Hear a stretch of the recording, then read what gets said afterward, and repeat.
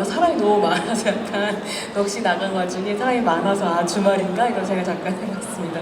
네, 이렇게 함께 해줘서 너무 감사드리고요. 저는 오늘 그녀에게 쓴 당신 편지를 내가 읽고 라는 너무 아름답고 시적인 제목의 행사를 진행하기 위해 이 자리에 나온 문화평론가 손희정이라고 합니다. 반갑습니다.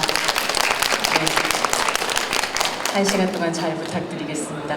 오늘은 디킨슨 전문 출판사죠. 파시클에서 디킨슨의 시를 고르고 번역하고 출간하고 계시는 박혜란 선생님을 모시고 디킨슨의 시에 대해서 이야기를 좀 해볼 거고요. 특히 퀴어 디킨슨이라는 주제, 페미니스트 디킨슨이라는 주제를 가지고 이야기를 좀 더 풍부하게 나눠볼 예정입니다. 박혜란 선생님 옆에 나와 계시는데요. 큰 박수로 환영 부탁드립니다. 안녕하세요. 박혜란입니다. 이렇게 사람 많은 데서 얘기를 처음 해보는 건 아닌데 디킨슨에 대해서 오늘의 주제로 제가 얘기하는 건 처음일 것 같고, 그리고 또 한국 사회 안에서 디킨슨의 이런 면모를 얘기하는 것도 거의 처음인 것 같아요. 그래서 제가 굉장히 떨립니다. 저 어저께 안정제 먹고 잤어요. 네, 그래서 오늘 아까 아침에도 하나 먹고. 네, 어떤 얘기로 진행이 될지 모르겠지만 한번 해보겠습니다. 여러분들 아시다시피 아마 다 디킨슨이 어떤 시인인 거는 다 알고 오셨을 것 같아요. 에밀리 디킨슨은 우리가 보통 알고 있는 바로는 평생 결혼하지 않았고 평생 시만 썼는데 생전에 절대 시를 공개하지 않았고 죽어서 보니까 시가 엄청 많아서 가족들이 책을 내서 그 다음에 어마어마한 시인이 되었더라 하는 정도로 알고 있습니다. 그래서 평생 혼자 살았다는 것 때문에 고독과 외로움에 대한 시를 많이 썼기 때문에 일생이 외롭고 고독하고 고통 속에 살았을 것 같다는 생각하는 게 저희 통념인데요. 그런 영화들도 많이 나오고요. 그래서 오늘은 조금 다른 얘기를 해보도록 하겠습니다. 오늘 제가 같이 읽고 싶은 텍스트는 디킨슨이 보낸 시, 디킨슨이 편지 보낸 시거든요. 그래서 제목을, 오늘 토크의 제목을 그녀에게 쓴 당신 편지를 내가 읽고, 약간 훔쳐 읽기 같은 그런 느낌이라서 조금 제가 설레이기도 하고, 항상 디킨슨 시를 읽을 때 그 설렜던 그런 마음이 좀 있습니다. 그래서 오늘 그런 저의 마음을 좀 얘기해 보도록 하겠습니다. 네, 박수 부탁드립니다. 제가 이 제목이 너무 좋아서 그녀에게 쓴 당신 편지를 내가 읽고 자체가 굉장히 시적이잖아요.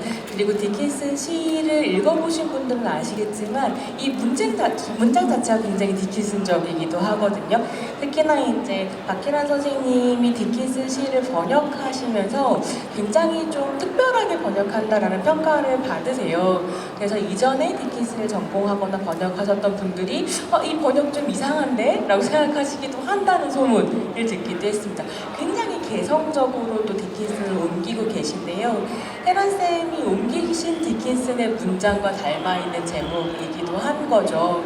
근데 저 같은 경우는 영어학을 전공했고 서사에 익숙한 사람이라서 사실은 시를 전혀 모르는데 혜란쌤 덕분에 디킨슨을 따라 읽기 시작하면서 약간 시의 매력이랄까 이런 거 이제 좀 알기 시작한 것 같아요.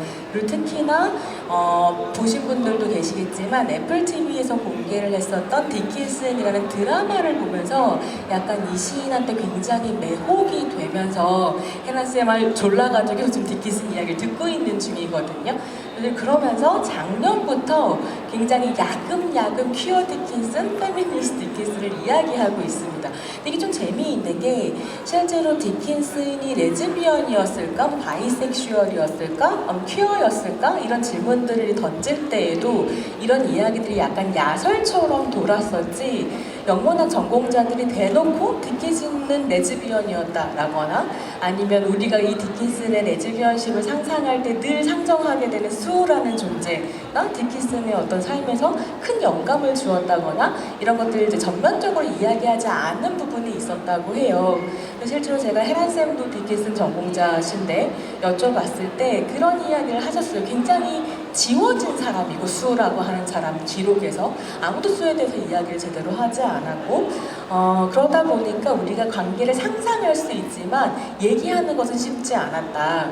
특히나 이제 헤란쌤 같은 경우는 전공자로서 사실은 본인이 당사자가 커밍아웃하지 않고 세상을 떠났는데 남겨져 있는 사료들 안에서 그가 퀴어였다라고 이야기하는 것이 괜찮은 일일까에 대한 이제 조심스러움도 있었다, 이런 이야기를 하시더라고요. 근데 우리가 이 퀴어 디킨슨이라고 하는 상상력 혹은 역사적 팩트일 수도 있지만 이제 우리 확인은 할 수는 없는 거잖아요. 이 상상력을 조금 더 편안하게 이야기할 수 있는 건 역시 애플 TV에서 공개했었던 그 디킨슨이라는 드라마 덕분인 거죠. 근데 이 드라마 같은 경우도 굉장히 여성 창작자들이 이 디킨슨이라는 역사적 피규어를 발견함으로써 지금 이 시대의 이야기를 하려는 적극적인 해석의 산물이기도 했었거든요. 그래서 이제 뭐 제작자이자 작가이자 연출가이기도 했던 에리나 스미스라는 사람이 정말 작정을 하고 페미니스트 관점에서 퀴어 디킨슨을 다시 쓰겠다라고 하는 목적을 가지고 있었고, 그래서 에리나 스미스가 인터뷰에서 그런 이야기를 해요. 이 디킨슨이라고 하는 드라마 자체는 에밀리 디킨슨이라는 시인에 대한 다소간은 새롭고 다소간은 위험한 해석, 하지만 쿨한 해석이다, 이런 이야기들을 하는 거죠. 근데 그랬을 때 이 사람이 과거가 현재를 만났다라고 하는 표제를 내세우면서 강조하는 이야기는 무엇이냐면, 굉장히 백인 남성 이성애자 중심적인 역사 기술이 지워버렸었던 여성과 유색인종과 퀴어의 이야기를 다시 역사에 기입하고자 하는 상상력이라는 점을 이제 계속 강조하거든요. 그러면서 이 디킨슨이라는 드라마가 가지고 있는 힙함이라고 하는 것이 과거에 대한 재해석을 통한 어떤 현재의 다시 쓰기라고 하는 점, 이러는 것이 굉장히 흥미로운 부분이 있고, 이것이 페미니스트 해석이 지금 이 시점에서 당대에 가진 어떤 의미 아닐까, 뭐 이런 생각을 좀 하게 되는 부분도 있었습니다. 그러다 보니까 디킨슨이라는 드라마를 보면 실제로 그런 장면이 나와요. 디킨슨이 어째서인지 60년대 미국으로 점프를 하게 되는데 거기에서 실비아 플라스를 만나는 거죠. 그래서 실비아 플라스는 이 사람이 디킨슨인지 모르고, 디킨슨은 평생 흰색 옷만 입고 울면서 시를 쓰다 죽었다더라, 그렇게 얘기하니까 수랑 이제 에밀리가 막 너무 웃긴다 이런 표정을 짓고 되게 활기 있게 얘기하고 다시 자기 시간으로 돌아오는 이런 타임슬립이 있어요. 그래서 그 평생 흰 옷만 입고 울면서 시를 쓰다 죽었다라고 기록되어 있는 그 여자의 이야기를, 그게 얼마나 사실은 굉장히 소극적으로 디킨슨을 읽는 것이었는가라고 하는 것이 뒤집어지는 이제 역사 안에서 사실 이런 드라마가 가능했고, 그렇게 디킨슨을 재발굴하는 페미니스트 관점이라고 하는 게 굉장히 교차적이거든요. 그래서 사실은 여성 참정권 운동에 대한 이야기도 나오고 흑인 노예 해방에 대한 이야기도 나오고, 그러면서 동시에 이제 남북 전쟁에 대한 이야기까지 디킨슨의 삶을 다 끌고 들어가게 되는, 그래서 인종과 성별 정체성과 성적 지향과 뭐 여성이라는 삶, 이런 것들 다 교차적으로 보면서 등장할 수 있었던 것이 디킨슨이라는 드라마이기도 했던 거죠. 그래서 저는 계속 이제 디킨슨을 가지고 와서 헤란쌤한테 해석의 지평을 깔아드리고 하고 싶은 이야기를 마음껏 하셔라 라고 이제 이야기를 계속 하고 있는데요. 한편으로는 요즘에는 그런 고민을 좀 하고 있기도 한 게, 이 역사적인 누군가를 재해석한다는 게 지금 완전 전쟁터잖아요. 한쪽에서는 인어공주의 에리얼이 과연 흑인일 수 있는가와, 다른 한쪽에서는 클레오파트라가 흑인일 수 있는가가 지금 싸움이 붙어 있거든요. 우리가 인어공주는 되게 당연히 포용성을 가지고 뭐 왜 문제냐라고 얘기할 수 있지만, 그래서 인어가 있는 건 괜찮은데 인어공주가 흑인인 건 안 돼? 뭐 이런 식으로 얘기하면서 얘기할 수 있지만, 클레오파트라를 흑인으로 재현하는 것은 굉장히 역사적으로 논쟁적일 수 있는 거죠. 실제로 역사 기록 안에서 전혀 클레오파트라에 대한 인종에 대한 묘사도 없고 피부색에 대한 묘사도 없고, 심지어 클레오파트라 프톨레마이오스 왕족의 마지막 파라오인데, 이 프톨레마이오스 왕족이 그리스에서 왔기 때문에 클레오파트라가 백인이라고 지금 그리스 정부가 우기고 있지만, 이 클레오파트라가 다스리고 있었던 알렉산드리아는 기본적으로 8개 이상의 인종이 섞여 살고 있는 국제도시였고 순혈을 수십 년간, 수백 년간 이어오고 있었다는 증거가 어디에도 없을 때에도 말하자면 독재 이집트에서 왜 자신의 이제 조상을 백인이라고 주장하는가 같은 질문들을 던질 수 있게 하는 어떤 전쟁터가 펼쳐져 있는 거죠. 그랬을 때 요 가운데 어디쯤에 우리가 에밀리 디킨슨을 페미니스트이자 퀴어로 해석할 수 있을 것인가에 대한 질문이 좀 남아있겠고, 이 해석을 이제 매우 사적이었다고도 할 수 있는 디킨슨의 편지와 시를 통해서 해석을 해보려고 하는 생각을 좀 가지고 있습니다. 근데 저는 좀 재밌었던 게 엘리나 스미스가 그런 얘기를 해요. 내가 디킨슨을 이렇게 해석하는 것 자체가 굉장히 시적 작업이다 라고 하거든요. 그러니까 시이기 때문에 가능한 급진성이 있다고 생각하는데, 최근에 한국 사회는 시라는 이름으로 성폭행을 옹호하기도 하는 사회여서 시란 무엇인가를 우리가 전유해내는 방식도 일종의 정치일 수 있겠다라는 생각을 좀 하면서요, 오늘 디킨슨의 삶에 대한 어떤 새로운 시적 해석 한번 시작해 보도록 하겠습니다. 네. 지금 손희원 선생님께서 말씀하신 게 이제 문화적으로 좀 영화나 드라마 안에서 벌어지는 얘기들을 하셨지만, 사실 이게 과거를 어떻게 읽을 것인가 하는 것은 문학하는 사람들, 또 문학을 연구하고 번역하는 사람들한테는 큰 숙제 같은 것 같아요. 19세기 중반에 그것도 미국에서 살았던 백인 여성의 글을 현재 우리가 어떤 의미로 읽을 수 있는지, 이제 그게 좀 숙제거든요. 왜 읽어야 되는지, 왜 나는 소개해야 되지, 왜 나는 좋지, 이거를 내가 독자들한테 분명히 하고 또 이걸 소개를 해야 되는 건데, 근데 되게 숙제인데, 과연 그냥 당시, 그러니까 19세기 미국의 답답함이 분명히 있어요. 뉴 잉글랜드 지방에 아시겠지만 청교도의 기독교적인 억압적이고 여성들한테 순종을 강요하고 이런 것들이 굉장히 많았는데, 그 안에 살던 사람들의, 또 살던 여성들의 삶의 모습은 또 어땠을지를 좀 상상하면 우리도 재미없게 사는 상황들이 종종 벌어지잖아요. 좀 하려고 그러면 막 머리채 끄잡고 그런 일들이 종종 벌어지잖아요. 그런 순간순간에 우리는 또 뭘 읽을 수 있는지, 디킨슨에서 뭘 읽을 수 있는지 좀 생각해 볼 수 있을 것 같아요. 그래서 선생님께서 이 얘기를 이 타이틀 얘기해 주셨을 때 제가 내 숙제 같은 것들을 좀 던져주셨구나, 그런 생각을 좀 해봤습니다. 그래서 이거는 마녀에겐 마법이 없다. 아니, 마녀에게는 계보가 없다. 마녀의 마법에는 계보가 없다 있는 시예요. 좋죠. 어제를 생각한다는 것이 시고 철학이고, 왜냐하면 디킨슨에게 시는 상상력이거든요. 가능성이고 상상력이에요. 그래서 뭔가 가능을 생각하고 상상을 생각한다는 의미에서 어제, 역사를 얘기하는 거는 의미 있다고 생각이 됩니다. 저희 출판사 이름이 파시클인데요. 파시클은 이미 다 알고 계신 분들이 많을 거예요. 에밀리 디킨슨이 시를 다른 사람들한테 공개하지 않고 자기가 쓴 시를 1858년부터 이전에 썼던 시부터 그때부터 쓰고 있는 시들을 정리하기 시작합니다. 굉장히 왕성하게. 이때 이제 다른 사람들을 만나지 않고 은둔의 삶이라고 보통 얘기를 해요.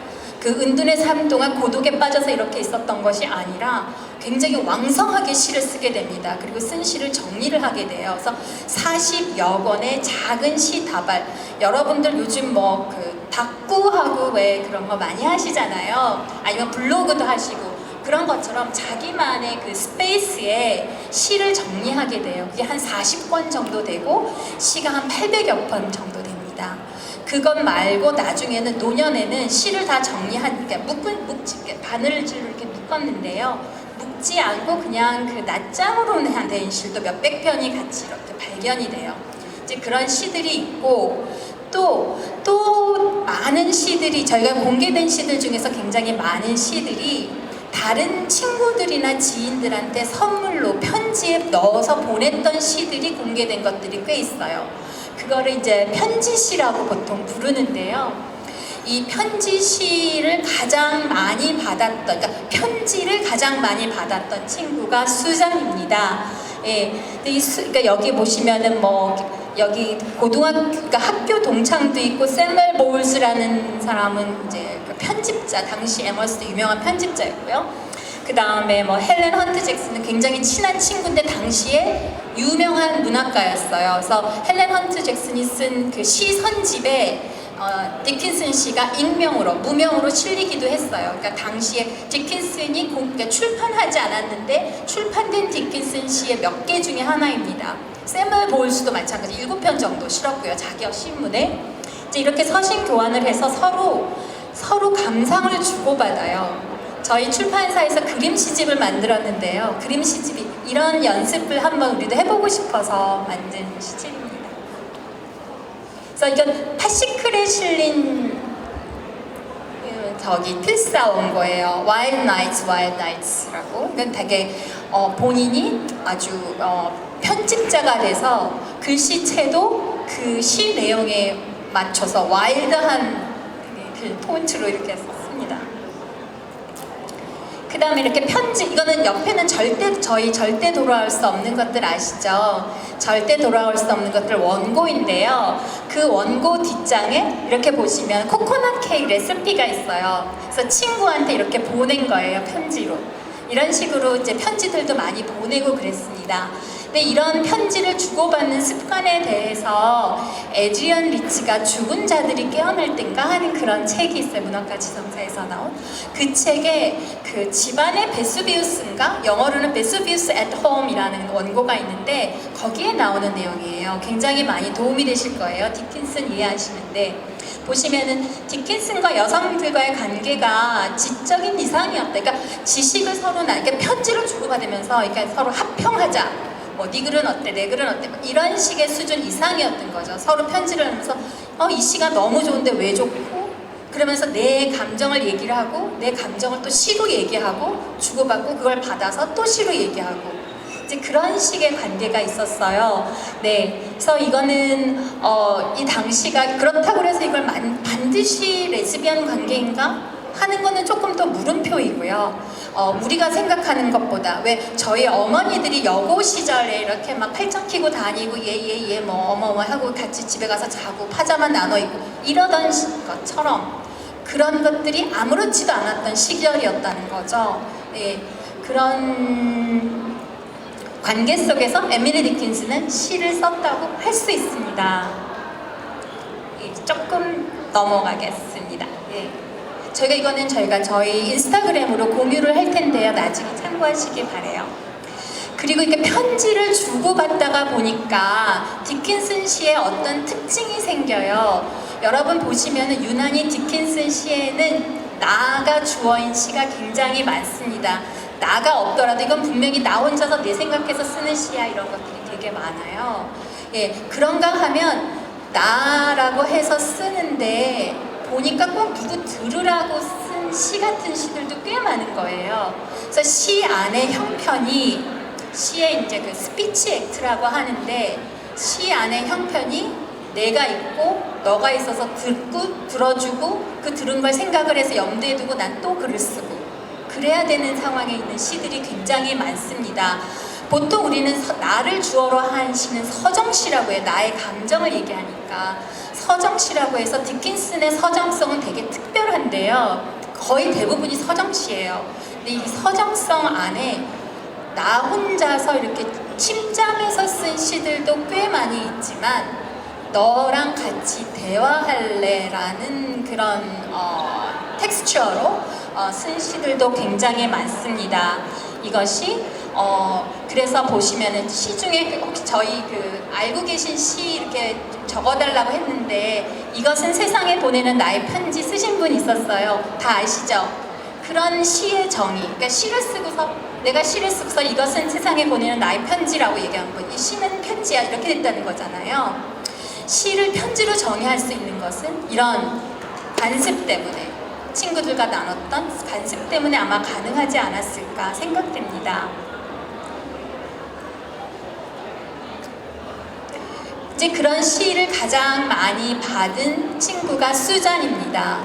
수잔은 가장 시를 많이 읽었고 디킨슨의 가장 오랜 친구였고 평생의 독자였어요. 이제 원래 디킨슨하고 친한 친구였는데 오빠하고 결혼하게 되죠. 오빠하고 결혼하면서 오빠가 옆에 이제 커다란 저택을 지어요. 그래서 이제 울타리 사이로 이제 같이 살게 돼요. 그래서 울타리 너머에 있는 누군가 하면은 수잔인 경우가 굉장히 많습니다. 시에서. 그래서 1851년에 처음 수잔한테 편지를 보낸 이후로 편지를 주고받았고 여기에 동봉된 편지가 250편 정도 되었다고. 그러니까 누구보다 가장 많은 시를 받은 친구고 이거를 수잔은 자기 일기장에, 그러니까 저는 일기장에 기록을 해둡니다.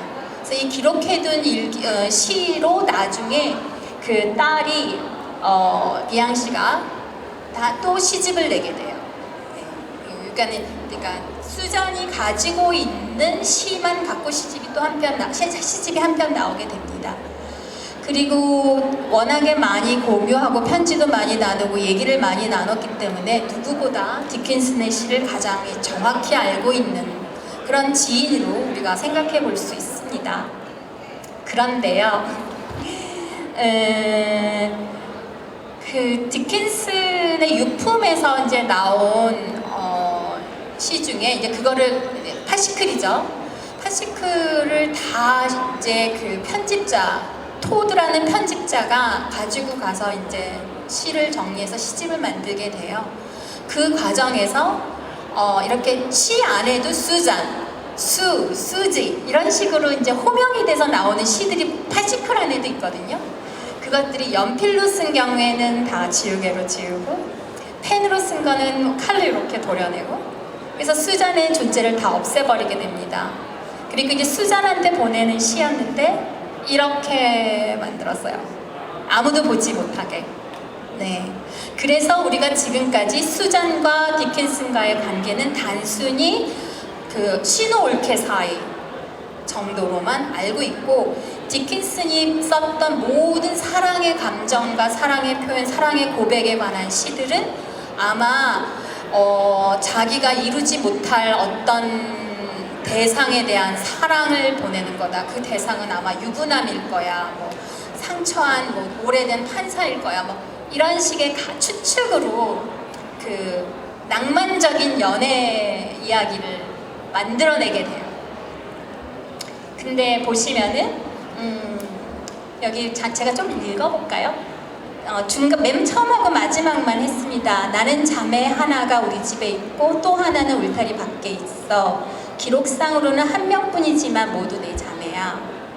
이슬을 흘리고 아침을 맞은 나 광활한 밤 무수한 것들 가운데 이 별 하나를 골랐지. 수 영원히. 네, 이게 뭐 밤샌 거죠. 긴 밤 지새우고 네, 풀잎마다 맺힌 이슬을 넘기고 별을 보고.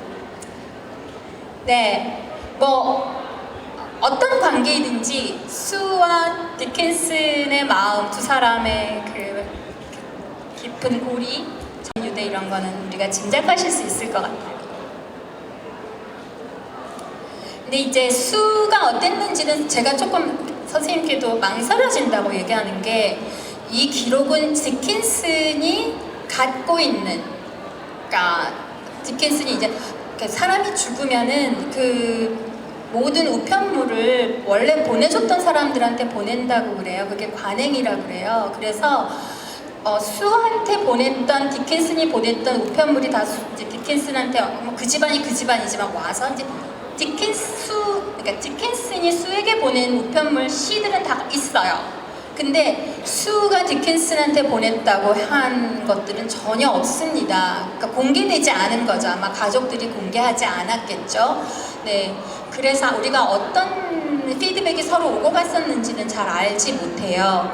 네, 그런데 저희가 이제 디킨슨이 가지고 있는 편지들 중에서 이렇게 보면 어떤 관계로 이제 두 사람이 시를 주고받았을까 하는 거는 세 가지 정도로 제가 정리를 해봤는데요. 하나는 그냥 Dear Suzy 하는 식으로 시작되는 시가 있어요. 시인지 편지, 우리도 이제 블로그에다 이게 헷갈리 하면서 이게 시도 아니고 편지도 아니고 일기도 아니고 그런 거 가끔 쓰시잖아요.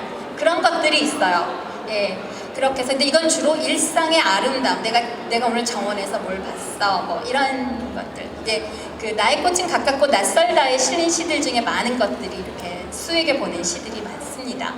그 다음에 일단 자기가 시를 써서 파시클에 보관을 하고 이 시에 대해서 생각을 좀 들어보기 위해서 수잔이나 다른 지인들에게 보내는 것들이 있어요. 그리고 이게 또 수잔한테 보내서 그 애플 TV 그 드라마에서도 나오지만 수잔한테 보낸 시를 수잔이 너무 좋으면 이렇게 공유하기도 했어요. 이제 그런 식으로 돌려보냈던 편지 시들이 있습니다. 네, 그래서 이게 나중에 몇 가지 좋은 시들이 이제 발견돼서 아까 헬렌 헌트 잭슨도 자기 그 시집에 넣기도 하고 사무엘 볼스도 7편 정도를 자기 신문에 실게 됩니다. 그 다음에 어떤 시들은 이게 참 재미있는데 이게 이제 그 연구자들이 call and response style이라고 얘기하는데 이게 교회 다니시는 분들 부르심에 응답하면 이제 뭐 앞에서 목사님이나 신부님이 뭐 하십니다. 뭐 내 탓이요 이게 뭐야 신자들이 이렇게 하는 거 있잖아요. 앞에서 뭐 you say who is 뭐 I say 뭐 이런 식으로 그런 것들이 call and response거든요. 먼저 선창하면 그 다음에 따라하는 거. 그래서 수잔이 뭐라고 편지를 보내면 나 오늘 무슨 일이 있었어 아니면 또 이런 일이 있었어 하고 시를 적어서 보내면 디킨슨이 그거에 맞춰서 그 키워드 되는 시구절을 가지고 시를 다시 써서 보내기도 하고 그런 식으로 시로 주고받은 경우도 있어요. 이런 시들이 굉장히 재미있는 시들이 많이 있습니다. 네.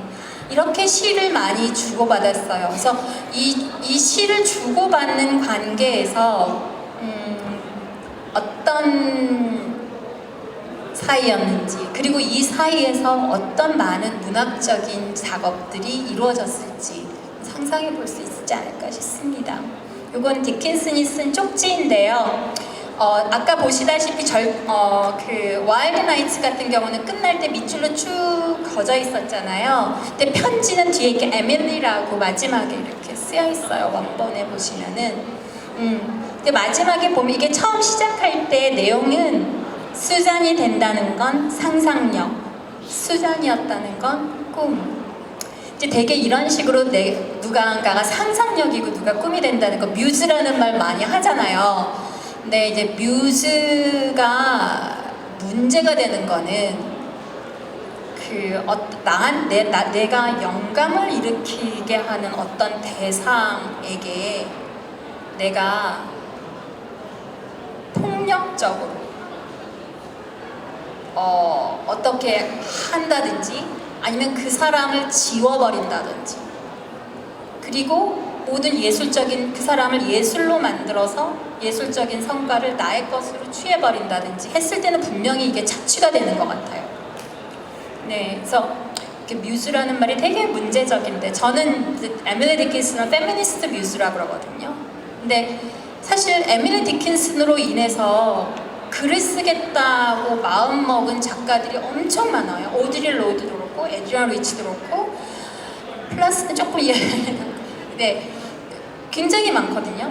뭐 저도 그렇고 네, 뭐 아마 그 드라마 만드신 분들도 그랬을 거고 신시아 닉슨도 아마 그 조용한 열정의 주인공이었던 신시아 닉슨도 분명히 익스파이어 되는 그러니까 감명받는 게 있었을 거고 그랬을 거거든요.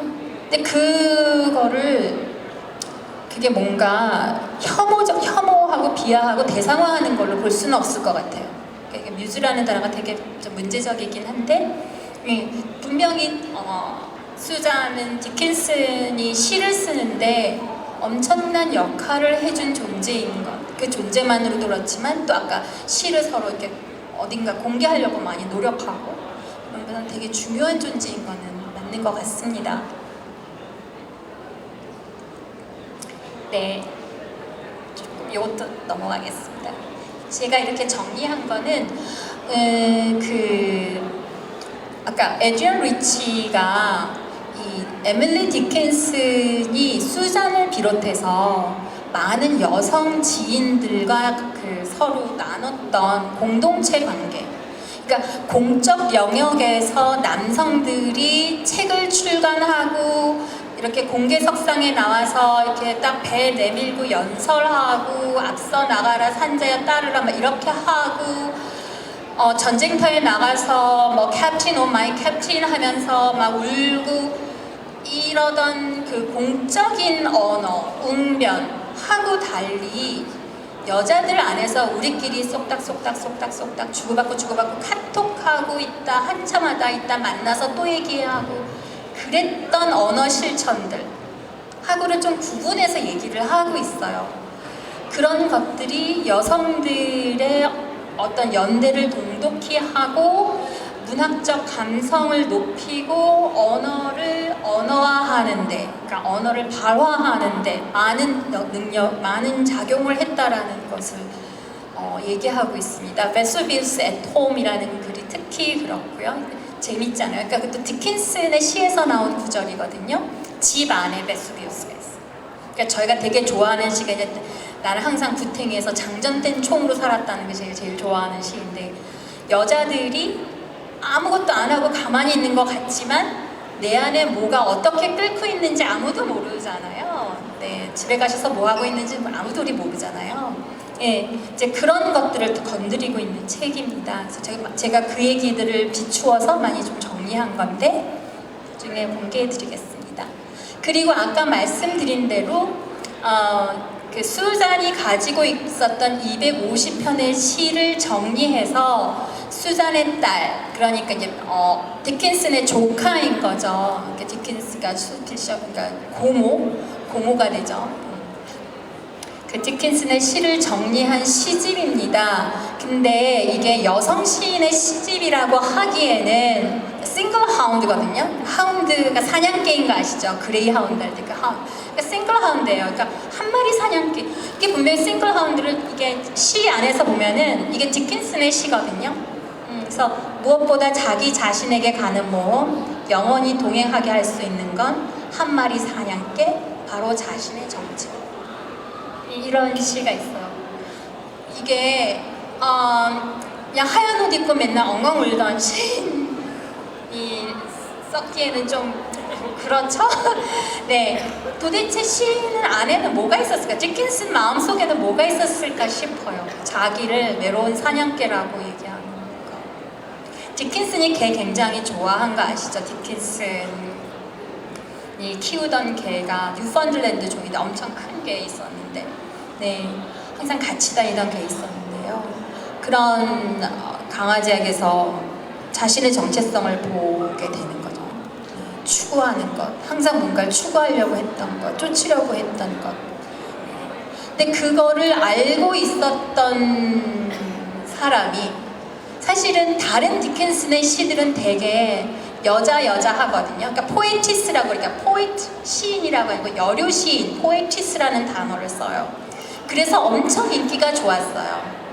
그 여성의 고독과 외로움을 이렇게 우수에 차서 슬픔에 달려서 그리움을 머금고 하는 시로 되게 유명해져서 그 시를 편집한 그 메이블 루미스 토드라는 사람은 그 시집을 들고 전국을 순회하면서 에밀리 디킨슨은 하얀 옷을 입고 항상 고독하고 사랑을 만나지 않고 절대 안 만나 이렇게 강연을 하고 다녔었거든요. 근데 그런데 이제 그러니까 수잔의 이제 수잔이 모아놓은 시로 낸 시집이에요. 분위기가 어떤지 아시겠죠? 그래서 여기에 실린 시들도 좀 이제 조금 많이 공유된, 저희 시집에는 공유된 것들이 많이 있습니다. 네, 그래서 그런 시도 있었다는 거 말씀드리고 싶고요. 네, 이런 얘기를 한 게 좀 내가 알고 있는 디킨슨과 달라서 불편하셨을 수도 있고 좀 아닌 것 같은 아닐 텐데 싶으실 분도 있을 것 같은데 좀 이 정도 얘기해 보겠습니다. 사실 이제 저 같은 경우는 제가 심지어 학부 때 영문학을 전공했는데 디킨슨 씨를 공부를 안 했어요. 그래서 저한테 첫 디킨슨은 애플 드라마여서 굉장히 이게 훨씬 더 익숙한 이미지이기도 하고, 제가 그 드라마를 보고 난 다음에 디킨슨을 찾아보기 시작하면 너무 드라마와 기록되어 있는 디킨슨이 달라서 이런저런 책들을 봤는데, 그 책들 중에 진짜 인상 깊었던 게 시인의 정원이라는 책이 있거든요. 디킨슨이 어마어마하게 정원을 열정적으로 가꿨던 사람이고, 그 시인의 정체성만큼이나 꽃을 이해하고 식물을 이해하는 데 굉장히 밝았던 사람이라고 해요. 그래서 식물학자에 준하는 지식을 가지고 있었다라고 평가를 받고 있기도 하던데, 그런 디킨슨의 삶을 굉장히 풍부하게 해주는 이야기들을 접해왔던 터라 오늘 또 하나의 레이어가 약간 더해지는 느낌이고, 더불어서 그 토드라는 남성 편집자가 사실은 어떻게 그 남성 중심적인 시각 안에서 디킨슨이라는 시인을 선생님 잠깐만. 그 메이블 루미스 토드는 남성이 아니고요. 그 수잔의 남편인 오스틴, 그러니까 디킨슨 오빠죠. 네, 여자친구예요. 네. 저랑 그래서 네. 토드의 편집은 두 가지 설이 있어요. 그러니까 토드가 디킨슨을 엄청 보고 싶어 했는데 아직 한 번도 만나주지 않았거든요. 생전에 본 적이 없어요. 그러니까 오빠의 내연녀인데 안 만나줬어요. 너무 이게 막장 드라마처럼 얘기했지만 하여간 어떤 이유에서 이제 안 만났었고요. 그래서 그 수잔과 디킨슨의 사이를 질투해서 그랬을 것이다. 이렇게 수잔을 지운 작업이 라는 말이 있고, 아니면 오스틴을 통해서 그러니까 디킨슨 가족들이 수잔과 디킨슨의 관계를 외부에 알리고 싶지 않아서 토드에게 얘기한 것일 수도 있다. 뭐 그런 두 가지 의견이 있습니다. 네, 그래도 어차피 그 남성 중심적인 영향력 안에서 편집을 한 건 맞는 거죠. 네. 오스틴은 와이프도 에밀리 디킨슨을 더 좋아하고, 어쩌면 내연녀는 왜 그랬을까 뭐 이런 생각이 들기도 하는데, 네, 또 새로운 걸 배웠습니다. 그래서 이렇게 재밌구나 라는 생각을 좀 했습니다. 저희가 오늘은 좀 플로어에서 질문을 많이 받고 싶어서 선생님 준비 되게 많이 하셨는데 PPT 많이 빼셨거든요. 그래서요, 궁금한 점 있으시거나 코멘트 있으시면 자유롭게 손을 들어서 얘기를 해주시면 네, 선생님 또 답변을 주실 수 있을 것 같습니다. 네.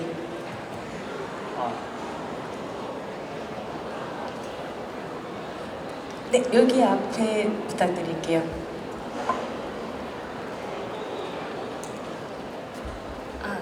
예, 안녕하세요. 저도 오늘 새롭게 알게 된 디킨슨 이야기들 너무 재미있고, 약간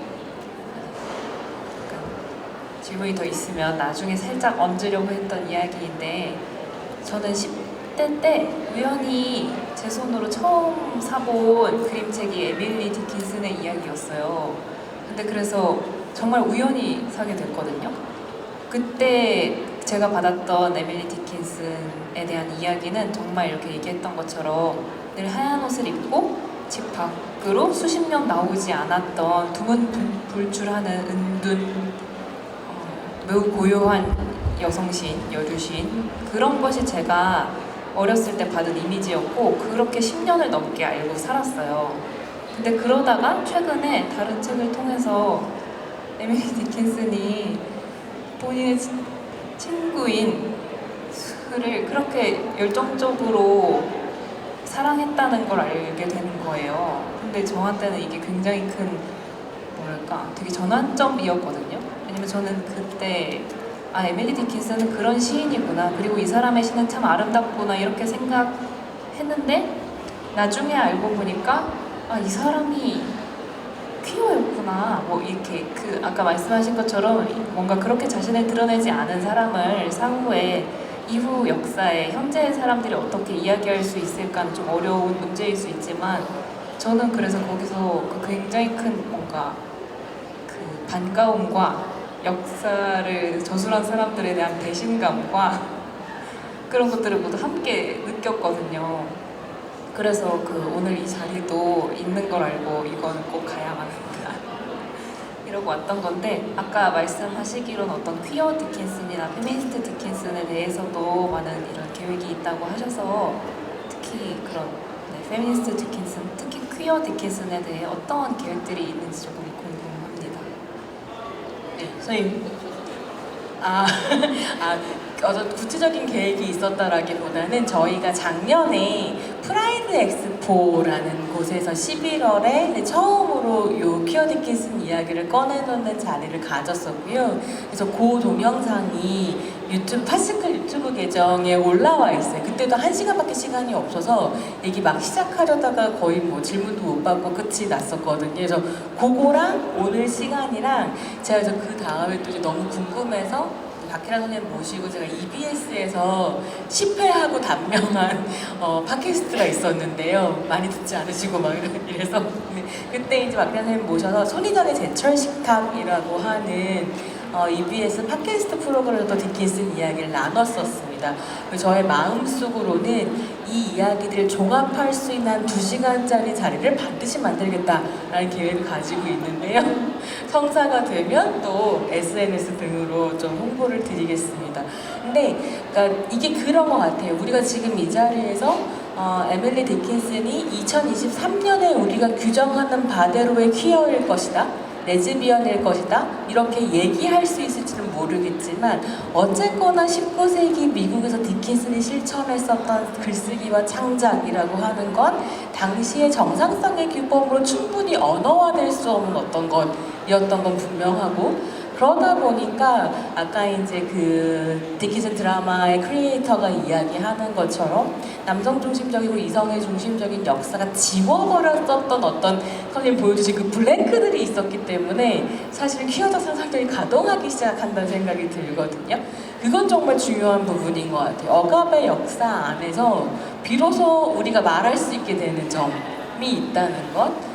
그것이 좀 이런 해석의 재미있는 지점, 정치적인 지점이 아닐까 싶기도 한데요. 그리고 잠깐 말씀드리면 디킨슨이 하얀 드레스를 자주 입은 거는 맞아요. 근데 이거에 대해서도 의견이 있는데 왜냐면 디킨슨이 빵을 굉장히 잘 만들었거든요. 그 영화관 같은 데 보시면은 빵 대회 나가서 1등, 3등하고 막 그러잖아요. 근데 그게 빵을 만들 밀가루 많이 써야 되잖아요. 그래서 요리할 때 입기 위해서 흰 드레스 많이 입었다는 작업복으로 그런 얘기도 있습니다. 네. 네.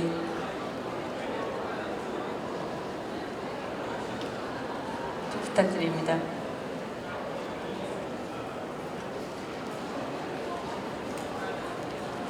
안녕하세요. 구성 강연 너무 재밌게 잘 들었습니다. 저도 지금 영어영문학과 재학 중인 학생인데 저희 학부 강의에서도 그 제일 좋아한다고 말씀해주셨던 나는 한국에 장정된 총으로 살았다라는 시를 배웠고 저도 그때부터 관심이 갔었거든요. 제가 그때 교수님께 수업을 듣기로는 에밀리 디킨슨이 스스로를 총이라고 생각했고 그거를 가지고 다니는 사냥꾼은 자신의 그녀의 아버지였을 거다라는 식으로 해석을 듣기도 했고 또 저는 드라마도 재밌게 봤었는데 그 안에서도 나왔던 에밀리 디킨슨과 아버지와의 관계가 되게 흥미롭다고 생각을 했었어요. 그래서 혹시 괜찮으시다면 디킨슨과 아버지의 관계까지는 설명해 주시면 감사할 것 같습니다.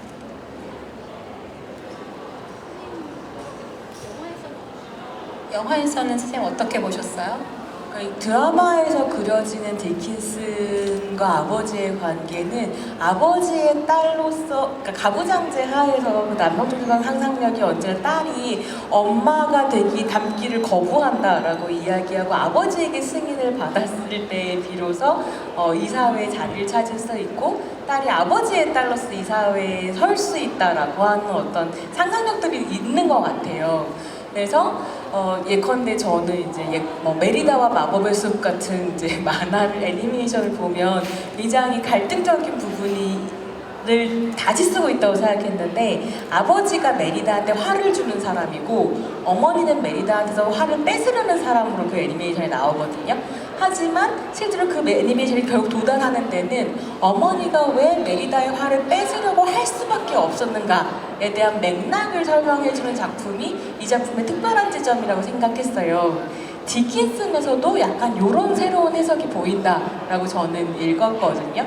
그러니까 아버지의 인정을 받아야만 내가 인간이다라는 마음이 디킨슨한테 있지만 사실 끝까지 디킨슨을 데뷔하지 못하게 하는 건 그 아버지의 법이기도 하기 때문에 아버지와의 갈등적인 관계가 분명히 있는데 전 또 좀 재미있는 건 디킨슨이 어머니와 맺는 관계도 드라마가 기존의 해석하고는 다르게 해석하고 있더라고요. 어머니가 굉장히 아팠고 디킨슨은 굉장히 억압했고 어머니 병수발을 하느라고 디킨슨이 고생했다라는 이제 기록들을 봤던 것 같은데 여기서 어머니가 굉장히 훨씬 더 액티브한 가부장제의 며느리의 역할로 등장하는 것, 뭐라 그럴까요? 가부장제의 신부로 등장하긴 하는데 그게 이렇게 단순히 폐기할 수도 있는 가치가 아니라 어떻게 이제 극복해가야 될 것인가에 대한 이야기로 그린다 정도가 제가 이제 드라마를 보면서 본 느낌이긴 한데 실제로 작품 안에서 그게 어떻게 드러나는지 좀 궁금합니다.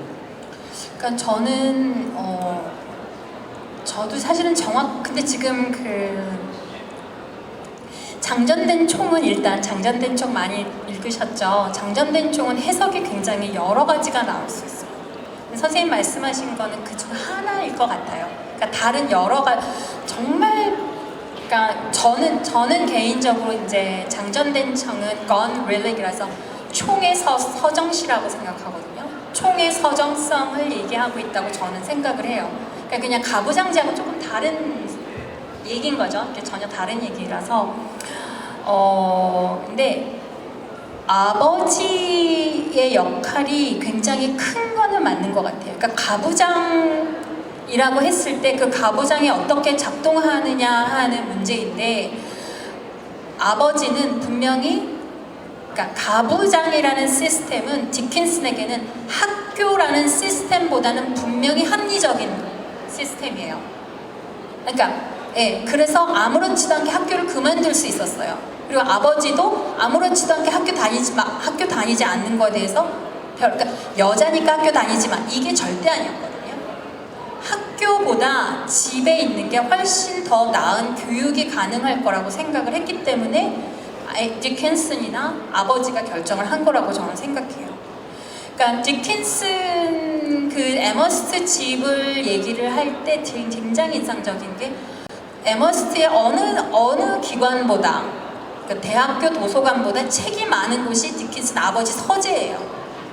그러니까 디킨슨은 아버지 서재에서 학교에서보다 더 많은 것을 공부할 수 있었고요. 그리고 선생님 갖고 계신 그 디킨슨 시인의 정원 책 갖고 오셨어. 시인의 정원 책에 보면 아버지가 시시때때로 식물에 관한 책 다 주문해서 주고요. 그러니까 그리고 식물들도 뭐 키우고 싶다 그러면 그거에 대한 책도 주시지만 그 종자 상회에 가서 종자도 다 구입할 수 있게 하고 이게 가능했었거든요. 그러니까 디킨슨이 일상을 살고 그 일상을 통해서 시로 완성을 하게 되고 하는 그 모든 행동에 아버지의 역할이 그러니까 아버지라는 인프라가 굉장히 순기능적으로 작동을 해요. 근데 이제 거기에서 전쟁, 참전의 문제라든지 이런 정치적인 것, 윤리적인 것, 철학적인 문제에 있어서는 많이 달랐던 것 같아요. 그 많이 달랐던 다름은 아버지와도 달랐지만 정말 아버지적인 것, 그 당시에 물론 디킨슨 집으로도 왔던 당시에 미국의 많은 철학자 지성들이 있어요. 에머슨이라든지 뭐 소로도 찾아가고 막 그러잖아요. 그러니까 그런 교류가 있었던 많은 그 선배 남성들 그리고 디킨슨 시 편지 중에 한 3편이 마스터한테 보내는 시가 3편이 있어요. 이거 갖고 뭐 이거는 뭐 누구 판사한테 보내는 연애시다 뭐다는데 절대 연애시가 아니거든요. 이거는 네가 그래? 너 굉장히 대단해? 그러면은 너 이거 내가 무슨 마음을 갖고 있는지 알아볼래? 이런 식으로 계속 밀당을 하는 그런 시예요. 그래서 이 시 3개가 독립된 내용, 그러니까 문학 작품이라고 생각하는 사람들 되게 많거든요. 그러니까 수신인이 정해지지 않고 그냥 메스터를 수신으로 해서 만든 픽션이라고 보는 사람들도 있어요. 그러니까 아버지뿐만 아니라 그 당시에 우리가 뭐 초월주의라고 얘기하는데 지금의 미국을 만든 그 많은 지성인들이 당시에 있었잖아요. 그 지성과도 디킨스는 굉장히 달라요. 그리고 영국에 당시는 낭만주의가 있었는데 낭만주의 시를 굉장히 많이 읽었거든요. 월스워드라든지 콜리지라든지 바이런 되게 많이 읽었는데 그 시들과도 디킨스는 달라요. 그래서 영문과 계신 분은 알겠지만 디킨스는 배울 때 19세기 시인으로 안 배워요. 현대 시를 배울 때 같이 배워요. 그러니까 달라지는 부분이 있어요. 그 다름은 단순히 뭐 저항이다, 억압이다, 차별이다 이런 단어로는 얘기할 수 없는 어떤 시인의 예술적인 성과로 봐야 되지 않을까? 저는 좀 그런 생각 해봅니다. 네. 선생님 말씀 되게 재밌고 흥미로운데 되게 그렇게 생각하면 사실 애플TV의 디킨스는 훨씬 더 아버지와의 관계를 그러니까 애증의 관계로서 그리면서 아버지를 가부장제 제도 현현으로 약간 그리는 이런 부분도 있었던 것 같아서 전반적으로 디킨슨 드라마는 전공자로서는 어떻게 보셨는지 짧게 좀 부탁드려요. 그리고 또 질문이 계신지 받아볼게요. 저는 이제 디킨슨을 전 시리즈를 다 보지는 않았는데요. 전 너무 좋았어요. 그러니까 내가 봤던 디킨슨 관련 그 예술 컨텐츠 중에 전 제일 좋았던 것 같아요. 가장 그러니까 특히 문학을 표현할 때, 그러니까 예술가 디킨슨을 볼 때는 정말 잘 만든 것 같아요.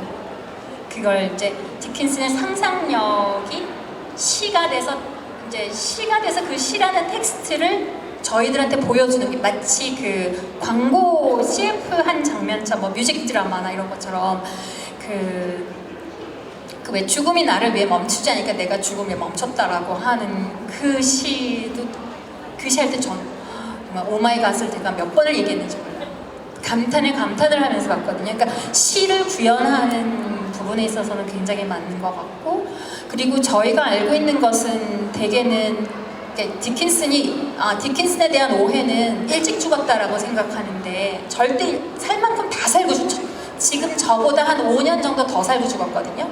그러니까 엄청 살 만큼 다 살았어요. 그 기간 동안에 모든 인생의 여정이 있는데 그 중에 괴로웠던 시기, 아픈 시기도 있었을 거예요, 분명. 근데 우리는 아프고 괴롭고 고독한 디킨스만 알고 있거든요. 근데 드라마에서는 너무 활기차고 너무 생명력이 넘치고, 근데 이 정도 시를 쓰는 사람은 그 정도의 에너지나 바이브는 가지고 있어야 돼요.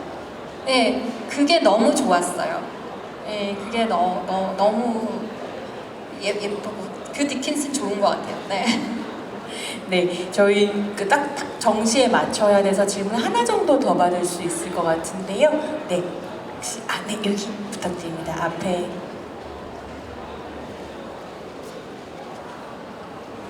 저는 이번에 시청을 하면서 디킨슨에 대해서 좀 알았는데 시를 20년째 써오고 있지만 시에 뭐 20년을 하여튼 다 바쳤다고 해도 문예지 이렇게 실기가 참 쉽지 않잖아요. 그러니까 이렇게 당당하게 안 싣고도 그렇게 많은 시를 쓴 거에 대해서 저도 자긍심을 좀 가졌고, 이렇게 20년을 이렇게 했는데도 뭐 예술인 증명인가 뭐 이런 거 절대 안 해줍니다. 제가 뭐 서툴렀겠지만 그 작업을 해서 내는 게 그래서 이 문난의 이런 문제점도 그렇고, 또 혹시 그렇게 혼자 오래도록 살면서 그런 분하고 저도 시를 배웠지만 뭐 자살 같은 시도는 한 번쯤 안 해봤을까. 그런 청교도적인 아버지라면 저희 아버지도 너무 개신교회 수석 장로로 한 40년 이상 계셨기 때문에 통할 수가 없기 때문에 그런 거라든가, 또 제가 그 시골에 가서 이렇게 텃밭을 가꾸면서 이렇게 뭐 식물 이런 거, 나무 꺾어지 이런 거, 요즘 삼색 포도나무 꺾어지를 몇 년째 하고 있는데 그런 정원 가꾸는 거, 그걸 정글이라고 이제 표현도 하고 사원이라고도 표현도 하지만 이제 그런 데서 시적인 이제 발상이 좀 이미지가 많이 나오고 이러는데 또 신학교 들어갔다가 중퇴한 것도 똑같고 학교 다니기 싫다고 한 번쯤 고등학교 때 그랬던 것도 같고 두 번째로 태어난 것도 같고 뭐 비슷한 점이 참 많아서 이번에 신청을 하게 됐는데 그러니까 그 왜 환경이 그래도 저보다는 많이 좋았던 것 같은데 문예지에 그렇게 시를 많이 안 실었을까 또 자살 충동 같은 건 한 번쯤 없었을까 그걸 여쭙고 싶어요. 선생님, 드라마에서는 자살 시도 같은 게 있나요? 없죠. 네.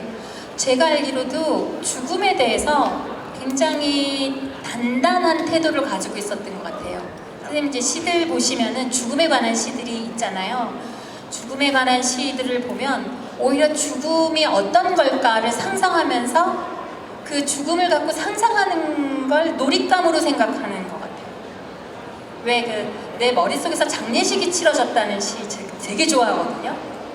그 막 사람들이 장례식장에 막 다 돌아다니니까 쿵쾅쿵쾅해서 내 머리가 깨지는 줄 알았어. 난 이미 죽었는데 막 그 뇌의 의식을 죽은 사람의 뇌의 의식, 그러니까 자기 장례식장에 들어가. 그래서 제가 그런 시들을 보면서 그리고 죽음에 관한 시들이 굉장히 많아서 이 사람은 그러니까 그런 사람, 그러니까 죽음의 충동이 있어서 썼다고 얘기하는 사람들, 그러니까 연구자들도 있기는 있지만 제가 볼 때는 당시에는 죽음은 굉장히 흔한 사건이었어요. 남북전쟁도 있었고 일찍 죽는 사람들 많았고 보시면 19세기에 여자들이 많이 죽어요. 애 낳다가도 죽고. 그러니까 그 의학이 발전하는 그 어떤 과도기 단계에서 여자의 몸을 의사들이 자신의 의술에 맞춰서 재단해서 여자들을 이제 치료하는 단계였잖아요. 그렇기 때문에 여자들이 의료사고로도 굉장히 많이 죽습니다. 애 낳다가 죽는 일들이 그 여자들이 아예 출산을 할 때 어떤 메커니즘인지 알지 못하고 산파가 아닌 의사가 서전이 이제 의료 행위를 하다 보면 이제 죽는 경우가 많아지죠. 그래서 그러니까 여자들이 주로 하는 게 임종을 돌보는 게 여자들의 주로 하는 일이었잖아요. 뭐 작은 아씨들 보면 알 수 있듯이. 그래서 죽음이 굉장히 가까이 있어서 죽음에 대한 명상은 굉장히 많이 했으나 본인이 죽겠다고 생각한 거는 저는 잘 못 본 것 같아요. 그리고 또 하나가 정원은 정말 정원은 식물, 그러니까 학교 다닐 때부터 식물에 대한 관심은 굉장히 많았고 지금 선생님 갖고 있는 시인의 정원 그 책에 실린 내용에 있는 그 자료들은 실제로 식물학자들이 연구 대상으로 쓰고 있는 허버리움 식물 표본이 있거든요. 디킨슨. 네, 저희 부스에 오시면 제가 한 장씩 드릴게요. 저희 그걸로 이제 책 엽서 만든 게 있는데 그렇게 지금도 보존이 돼요. 하버드 대학에 보존이 되어 있어요. 그리고 연구자들이 지금도 19세기 식물을 연구하는 데 많이 도움이 되고 있고 그렇습니다. 네, 마무리를 해야 될 것 같지만 뭔가 1분 안에 답을 들을 수 있는 질문이 나는 이거 있다. 네. 발표한 거는 잠깐만 말씀드리면은 발표를 안 한 거는 발표를 안 했다기보다는 몇 번 발표를 하려다 까였어요. 까여서 수잔하고 이렇게 서로 소통한 걸로 보면은 수잔은 네 시를 이해하기는 어려울 것 같다. 그래서 그 유품이 다 수잔한테 들어왔을 때도 계속 시간을 끄니까 그 루미스토드가 가로채간 거예요. 내가 낼게 하고 가로채가서 되게 시를 낸 거예요. 그래서 그러니까 이게 정말 사람들이 이해할 수 있는 시일까? 왜 여자 시인들에 대해서 기대하는 게 있어요. 가만히 봐야지 아름답다, 더 아름답다, 이런 시 써야지 되잖아. 그런 거 디킨슨 시에는 그런 거 전혀 없어요. 그런 얘기하면 디킨슨 질색해. 그러다 보니까 아마 이제 안 맞아서 낸 것도 있을 거예요. 네. 네, 마이크 들었으니까 갑시다. 네. 네, 우선 좋은 강연 너무 감사드립니다. 정말 잘 들었습니다. 마지막으로 선생님께서 가장 감명받았던 디킨슨 시의 한 구절 들려주시면 감사드릴 것 같습니다. 아, 저는 제가 뭘 뽑을 정도로는 모르니까 저는 사실 그 하나의 별 골랐는데 수 영원의 그 뽑만 보면 멤버 울거든요. 근데 오늘은 더 울컥하는데 형 하나 골라주세요. 제가 이것도 가지고 왔는데 아니면 마자린 블루를 입은 저거를 형이 있잖아요. 여러분들 파시클 책 펜 아마 있으실 텐데요. 책도 기가 막히게 예쁘게 만듭니다. 저 꼭 부스 한 번씩 들려서 보고 가시면 좋겠고요. 네. 그걸로 마무리하죠. 저는 여기 있는 저는 사실 저희 그 독자분들은 나는 가능성에 살아요라는 시를 제일 좋아하세요. 네, 저도 제일 좋아하고요. 그리고 이 시집은 사실 뒷표지에 있는 이 시를 실기 위해서 만든 시집입니다. 이거 잠깐 읽어보고 갖고 와주셔서 고마워요. 지금은 나부의 시간. 더 오래 살면 기억하겠지. 얼어붙은 사람들처럼 눈을 떠올려봐. 네, 스노우 눈입니다. 처음엔 오싹, 그 다음엔 무감각, 그리고 놓아주지. 디킨슨이 굉장히 아팠어요. 40대 이후. 통증이 굉장히 심했어요. 고통에 관해서 쓴 시. 이 시는 이제 외롭고 쓸쓸하고 아플 때 읽었던 시들이에요. 네. 박수 한번 부탁드립니다. 네, 이제 마무리해야 될 것 같은데요. 성덕의 삶이란 이런 건가라는 생각이 드는 게 자기가 살아가는 시인의 시와 삶을 이해하고 자기 언어로 사실 번역해서 한국 독자들에게 소개하는 일을 한다는 게 참 아름다운 일일 수 있겠구나라는 걸 새삼 느꼈고요. 앞에 저희가 했었던 토크 팝시클 유튜브나 뭐 소리적인 제찰식 딱 들어보시고 오늘까지 재밌으셨으면 제가 언젠가 다시 또 기획할 박기란 선생님 강연 자리에 꼭 함께 해주시기 바랍니다. 네, 끝까지 함께 해주셔서 감사드리고요. 박수 한번 부탁드리겠습니다. 감사합니다.